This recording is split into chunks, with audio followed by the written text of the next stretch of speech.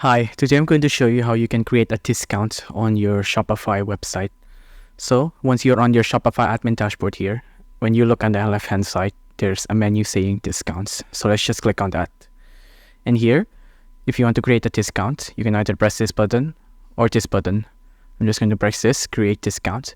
And then it'll show you if you want to make what kind of discount. It can be amount of products, so like 90% off, 20% off, or buy X get Y, amount of order, or free shipping. I'm going to do amount of products, just like this. You can make a automatic discount code, or you can generate a random code. I'm just going to generate a random code. It's a 20% discount, and it applies to specific products. I don't have a product yet, so I'm just going to leave it be like this. There's no minimum requirements. All customers are eligible. You can limit the number of times. I'm going to limit it to 2 times. You can use this discount in combination with other, just like that. And the active date is starting today at 8/7.